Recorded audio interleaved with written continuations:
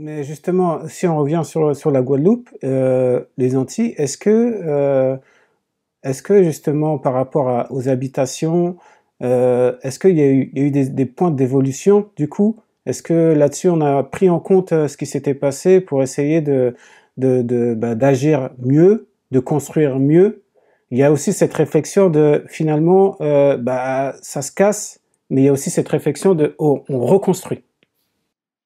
Oui, complètement. En fait, heureusement hein, qu'on a tiré leçon de cet ouragan Hugo. Moi, quand j'écoute ma grand-mère, elle est encore vivante.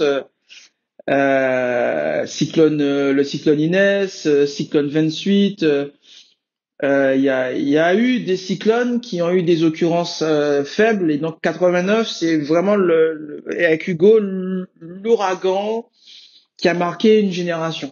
Donc moi, quand je parle ma génération, la génération de mes parents, quand on parle de cet ouragan, quand j'en parle à mes enfants, on transmet en fait cette histoire qui fait que et on en a eu d'autres. Hein. Il y a eu Marilyn, il y a eu Louis, il y a eu Irma, Maria aussi qui a particulièrement marqué la Caraïbe. Donc on a eu des événements depuis 89 avec des occurrences suffisantes pour que les générations soient marquées, que les enfants aient suffisamment vécu régulièrement, que les peuples ont suffisamment vécu régulièrement ces crises-là pour qu'ils soient marqués, évidemment, qu'on construise mieux, qu'on reconstruise mieux aussi avec des normes paracycloniques. Donc, à ce niveau-là, évidemment, un ouragan de cette intensité-là, ça fait toujours des dégâts. Toujours. Mais par rapport à l'habitat précaire qu'on avait dans les années 70, 80, la résorption de ghettos hein, qu'on a eu à Boissard, à Mortenol, à Bergevin, sur Pointe-à-Pitre majoritairement, la résorption de ces habitats pour aller vers des immeubles paracycloniques et parasismiques, puisque malheureusement on n'est pas soumis qu'à l'aléa cyclonique, on est aussi soumis à l'aléa sismique, ça a avancé. Là où je suis plus inquiet, c'est sur l'aléa sismique, parce qu'on a une probabilité d'occurrence qui est beaucoup plus longue. Et donc c'est vrai que même si on a des petites secousses régulièrement, ça permet de se rappeler qu'on est dans une zone sismique. Moi, j'ai vécu un petit séisme en Martinique au mois de septembre. C'est important aussi que on se prépare aussi à un séisme de forte intensité dans la Caraïbe. Ça va se produire. La question c'est quand, c'est pas si. Et donc là, je suis plus inquiet parce que ma génération n'a pas connu de séisme de très forte intensité. La génération de mes parents, pas trop non plus. Ma grand-mère, qui a 104 ans, Waouh, pas trop non plus. waouh, bravo. Euh, on a eu... donc, on a... Là, quand on regarde bien, hein, sur plus de 3 générations aux Antilles françaises, même si on a eu aux Saintes, début des années 2000, et en Martinique, un séisme de forte intensité, mais aux Saintes, je crois qu'on a eu 1 ou 2 morts. En Martinique, je crois qu'on n'a pas eu de mort, si mes souvenirs sont bons. On n'a pas eu des destructions massives et beaucoup de morts.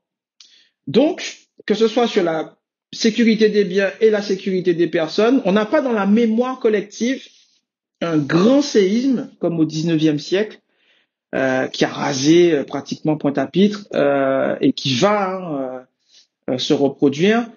Il faut avoir en tête hein, que plus le temps passe, plus l'énergie en fait va se stocker dans la terre. En fait, les plaques vont se comprimer.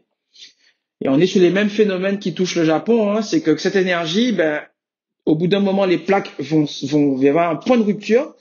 Et cette énergie-là, quand elle va se libérer brutalement, c'est elle hein, qui, pendant plusieurs minutes, On crée du mouvement. vont faire...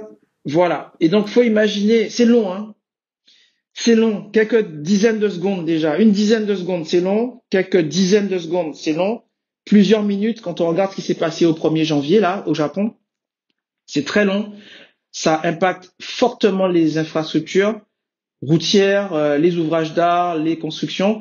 C'est là où je suis le plus inquiet parce que malheureusement, l'humanité l'oublie, la France l'oublie, mais les catastrophes naturelles qui tuent le plus, ce sont les séismes, les volcans et les tsunamis. Les 20 dernières années passées, 58% des morts de catastrophes naturelles entre 2000 et 2019 Ouais.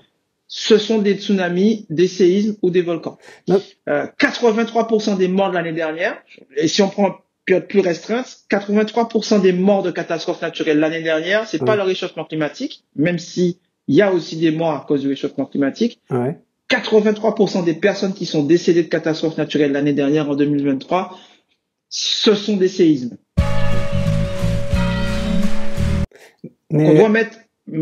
Oui, dis-moi. Mais les séismes, les cyclones, est-ce que c'est pas en lien avec ce réchauffement climatique ou c'est vraiment indépendant? Alors, on a pour la partie climatique des phénomènes qui vont pas forcément être plus fréquents. Donc, on n'a pas plus d'ouragans.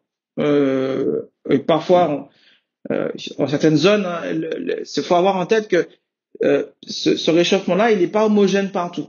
Tout le monde n'est pas logé à la même enseigne et les conséquences sont pas les mêmes partout. Donc, pour la partie outre-mer, donc si on parle de la Caraïbe ou un peu de l'océan Indien ou de la Polynésie, on n'a pas forcément des ouragans ou des cyclones plus fréquents. En revanche, ils sont plus puissants.